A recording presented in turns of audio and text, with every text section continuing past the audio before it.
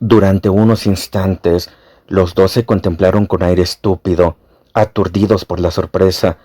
De manera inexplicable, el señor Brown se había adelantado. Tommy aceptó de la derrota con calma. No así Julius. ¿Cómo diablos ha podido llegar antes que nosotros? Eso es lo que me pone fuera de mí. Eso explica que las puntadas fuesen tan nuevas, repuso Tommy. Debimos haberlo adivinado. No importan esas malditas puntadas. ¿Cómo pudo llegar antes que nosotros? Es imposible que se nos adelantara. De todas formas, ¿cómo lo supo? ¿Usted cree que había un micrófono en la habitación de Jane? Yo imagino que debía haberlo. Prevaleció el sentido común de Tommy, que formuló algunas conjeturas. No es fácil que supiera de antemano que iba a ir a esa clínica, y mucho menos a qué habitación. Es cierto, admitió Julius. Entonces, una de las enfermeras debió espiar detrás de la puerta. ¿Qué le parece? De todas formas, no creo que importe, dijo Tommy, contrariado. Quizá lo encontrara hace meses y cambiara los papeles entonces. No, eso es imposible. Lo hubieran publicado enseguida. Segurísimo. No, alguien se nos ha adelantado hoy. Pero lo que me intriga es cómo lo han sabido. Ojalá estuviera aquí Bill Edgerton. ¿Por qué? Julius lo miró extrañado. El mal ya estaba hecho cuando llegamos. Sí. Tommy vaciló sin saber cómo expresar sus sentimientos, con la absurda creencia de que el abogado, de haber estado allí, hubiese evitado la catástrofe. Sin embargo, se reafirmó en su punto de vista inicial. De nada sirve discutir sobre cómo ha ocurrido. La partida ha terminado y hemos fracasado. Solo queda una cosa por hacer. ¿Cuál es? Regresar a Londres lo antes posible para avisar al señor Carter. Ahora solo es cuestión de horas para que estalle el desastre, pero de todas formas debe saberlo.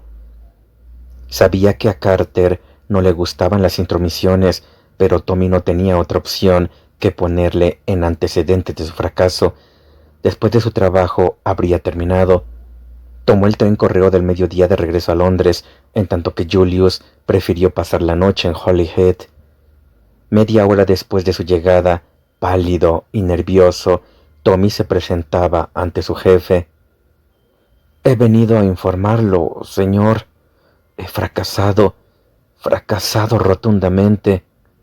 ¿Quiere decir que el documento está en manos del señor Brown? ¡Ah!, dijo Carter sin inmutarse. Su rostro no cambió de expresión, aunque Tommy captó en sus ojos un relámpago de desesperación, lo cual evidenciaba de que ya no quedaba ninguna esperanza. Bien, dijo Carter tras un silencio. Supongo que no vamos a ponernos de rodillas. Celebro saberlo definitivamente. Hemos hecho todo lo humanamente posible. Ya no hay esperanza, y Brown lo sabe. Esta frase fue pronunciada por Tommy con profundo sentimiento. No lo tome tan a pecho, muchacho, le dijo Carter en tono amable. Ha hecho cuanto ha podido, pero su adversario es uno de los más formidables cerebros de este siglo, y ha estado usted muy cerca del éxito. Recuérdelo. Gracias, señor. Es usted muy amable. La culpa es mía. Me lo he estado reprochando desde que escuché las otras noticias. Su tono atrajo la atención de Tommy, que sintió nuevos temores. ¿Hay algo más, señor? Me temo que sí, replicó Carter en tono grave, mientras cogía una hoja de papel que había sobre su mesa. ¿Tuppence? Lea usted mismo. Las letras escritas a máquina bailaban ante sus ojos, describían un sombrerito verde, un abrigo con un pañuelo en uno de los bolsillos marcado con las iniciales P.L.C. Tommy miró interrogativamente a Carter. Aparecieron en la costa de Yorkshire, cerca de Ebury, le dijo. Me temo que ha sido víctima de un atentado. ¡Dios mío!, exclamó Tommy. Toppens, esos diablos. No descansaré hasta haber acabado con ellos. Los perseguiré, los... La compasión que reflejaba el rostro de Carter lo detuvo. Sé lo que siente, mi pobre amigo, pero no va a servirle de nada. Gastará su energía inútilmente. Tal vez le parezca algo duro, pero mi consejo es este. Contenga su ímpetu. El tiempo todo lo cura y acabará por olvidar. ¿Olvidar a Toppens? ¡Nunca! Eso piensa usted ahora. Carter meneó la cabeza. Bueno, yo tampoco puedo soportar la idea. Esa muchacha tan valiente. Lo siento mucho, muchísimo. Tommy se rehízo con esfuerzo. Lo estoy entreteniendo, señor. No tiene por qué reprocharse nada. Fuimos un par de tontos al acometer semejante empresa. Usted ya nos lo advirtió, pero hubiera preferido ser yo la víctima. Adiós, señor. De nuevo en el Ritz, Tommy fue recogiendo mecánicamente sus pocas pertenencias, ya que sus pensamientos estaban muy lejos. No asimilaba la tragedia que se había introducido en su tranquila existencia, con lo que él y Toppens se habían divertido juntos. Y ahora... ¡Oh! No podía creerlo. No podía ser cierto. Toppens muerta. La pequeña Toppens, rebosante de vida. Era un sueño, una horrible pesadilla, pero nada más. Le trajeron una nota, unas breves palabras de empatía de Bill Edgerton, que había leído la noticia en los periódicos, en los que aparecía bajo un gran titular: se teme que haya muerto ahogada una ex auxiliar femenina. La carta terminaba con el ofrecimiento de un empleo en un rancho de Argentina, donde Sir James tenía intereses considerables. ¡Qué amable!, musitó Tommy al dejarla sobre la mesa. Se abrió la puerta y entró Julius con su habitual violencia y un periódico en la mano. «Oiga, ¿qué significa esto? Parece que han publicado una noticia falsa sobre Toppens». «Es cierta», dijo Tommy sin alterarse. «¿Quiere decir que la han asesinado?» Tommy asintió. «Supongo que al apoderarse del documento ella ya no le servía de nada y la eliminaron por miedo a dejarla en libertad». «Bueno, que me ahorquen», exclamó Julius. «La pequeña Toppens, la muchacha más valiente del mundo». Algo pareció romperse de pronto en el interior de Tommy, que se puso en pie. «¡Oh, márchese! A usted no le importaba de verdad. Le pidió que se casara con usted, con su eterna sangre fría. Pero yo la amaba. Hubiera dado mi vida por evitarle el menor daño y hubiese dejado que se casara con usted sin pronunciar palabra, porque no podía ofrecerle lo que ella se merecía. Yo solo soy un pobre diablo sin un céntimo, pero no hubiera sido porque no me importase». «Escúcheme», empezó a decir Julius.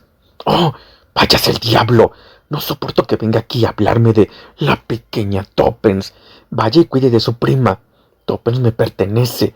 Siempre la he querido desde que jugábamos siendo niños, y cuando crecimos la quise igual. Nunca olvidaré cuando yo estaba en el hospital y la vi aparecer con aquel delantal y la ridícula cofia. Era como un milagro vestida de enfermera. La muchacha que amaba». Julius lo interrumpió. «Vestida de enfermera. Ya lo tengo. Debo ir a Colney Hatch. Juraría que también he visto a Jane vestida de enfermera. Y eso es imposible. No, ya lo tengo. Fue a ella a quien vi hablando con Whittington en la clínica de Bournemouth. Y no era una paciente, sino una enfermera». «Me atrevo a decir», dijo Tommy enfadado, «que probablemente ha estado con ellos desde el principio. No me extrañaría que hubiese sido ella quien robara a Danvers esos papeles para empezar». «Que me ahorquen si lo hizo», gritó Julius. «Es mi prima y tan patriota como la que más». No me importa en absoluto lo que sea, pero salga de aquí, replicó Tommy, también a voz en grito. Los dos jóvenes estaban a punto de llegar a las manos cuando de pronto el furor de Julius se apaciguó como por arte de magia. De acuerdo, dijo con calma, ya me marcho. No le reprocho nada de lo que me ha dicho. Ha sido una suerte que lo dijera. He sido el ciego más estúpido imaginable. Cálmese. Tommy había hecho un gesto de impaciencia. Ahora me marcho y, por si le interesa saberlo, a la estación Northwestern. No me importa en absoluto a dónde vaya, gruñó Tommy. En cuanto la puerta se cerró detrás de Julius, volvió a ocuparse de su equipaje. Listo, murmuró y llamó para que le vinieran a recoger las maletas. Baje mi equipaje, le ordenó al Botones. Sí, señor. ¿Se marcha el señor?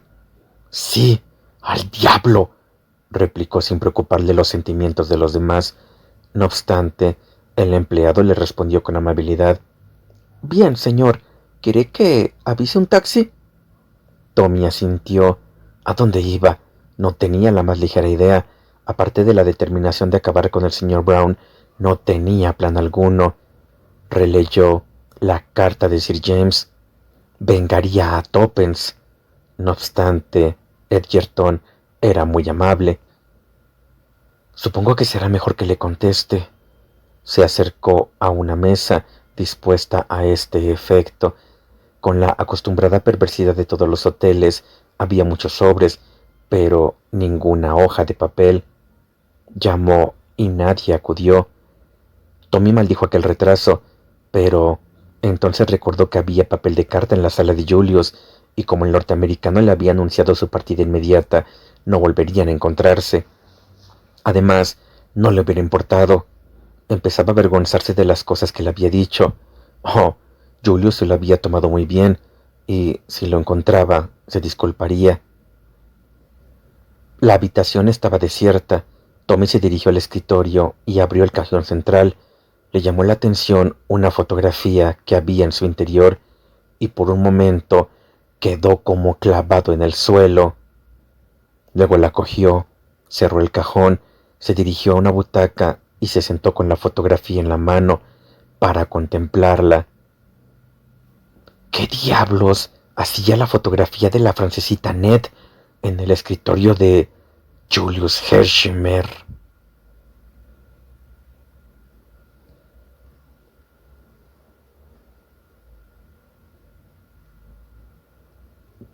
Capítulo 21.